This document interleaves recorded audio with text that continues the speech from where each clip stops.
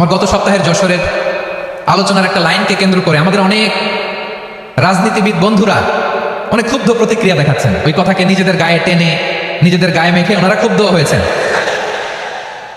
প্রিয় ভাইয়ের, আমি বলেছিলাম যে একদল খেয়ে গিয়েছে আর একদল খাওয়ার জন্য রেডি হয়ে আছে।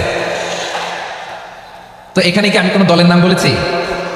বাংলাদেশে 48টা প্রায় নিবন্ধিত রাজনৈতিক দল, কোনো দলের নাম আমি বলিনি। কথাটাকে আমি জেনারেল রেখেছি।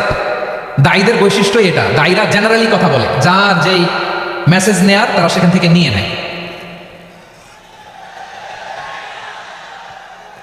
তো কোনো দল এটা নিয়ে কোনো কথা বললো না, আপনারা এটাকে নিজের গায়ে যে মাখালেন এটা ঠিক হয়নি।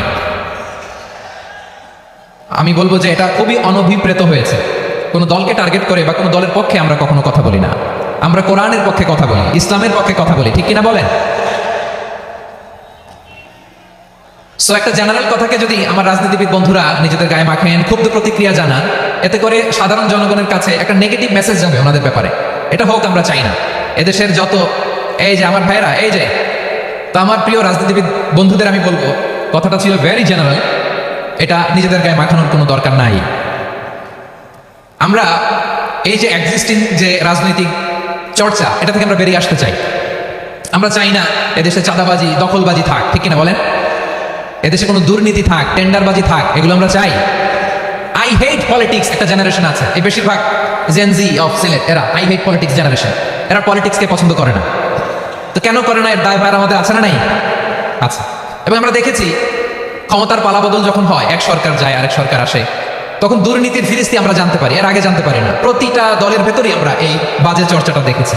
তো এখন আমাদেরকে শুধরে নেওয়ার সময় এসেছে।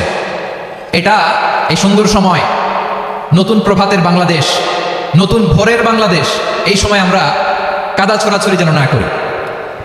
আমাদের শপথ নেওয়ার সময় এসেছে। প্রতিটি দল, নিবন্ধিত 48টি, সবগুলো দলের এখন শপথ নেওয়া উচিত যে আমরা কোনোদিন আর চাঁদাবাজি করব না, টেন্ডারবাজি করব না, দখলবাজি করব না। আমরা সবসময় দেশের পক্ষে থাকবো, সবসময় দেশের পক্ষে থাকবো। সেই কথাগুলো ছিল ভেরি জেনারেল। যে কথাগুলো আমরা জেনারেলি বলি, এগুলো জেনারেলি আপনারা নেবেন। আমার রাজনীতিবিদ বন্ধুদের কাছে এটাই আমার কামনা। আর এই জাতীয় বার্তা যখন আমরা দেই, তখন যদি আপনি বলেন যে পারলে রাজনীতিতে আসেন, পারলে দল করে দেখান, এটা হইল?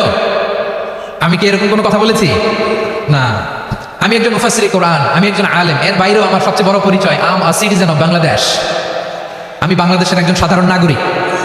আমার দেশের যে কোনো সমস্যা, যে কোনো ইনকনসিস্টেন্সি, অসঙ্গতি নিয়ে মত প্রকাশের স্বাধীনতা আমার আছে না নাই?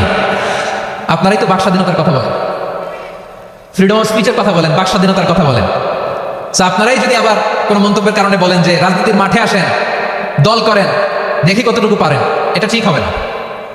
তাই প্রিয় ভাইয়ের, আসুন আমরা দল মত নির্বিশেষে কাঁধে কাঁধ মিলিয়ে সোনার বাংলাদেশ গড়ি, দুর্নীতিমুক্ত বাংলাদেশ গড়ি। যে বাংলাদেশের জন্য রক্ত দিয়েছে আবু সাইদ, যে নতুন ভোরের বাংলাদেশের জন্য রক্ত দিয়েছে মুখ ভরা, যে নতুন বাংলাদেশের জন্য রক্ত ঝরিয়েছে 24-এর যে গণ অভ্যুত্থানের প্রত্যেকটি শহীদের আওয়াজ করে বলেন ঠিক কিনা? আল্লাহ তাআলা আমার দেশকে তুমি নিরাপদ করো, শান্তিময় করো। আমরা যেন স্বাধীন, সার্বভৌম বাংলাদেশে মাথা উঁচু করে বিশ্ব দরবারে দাঁড়াতে পারি। আল্লাহ তুমি তৌফিক দান করো। আওয়াজ করে সবাই পড়ি আমিন।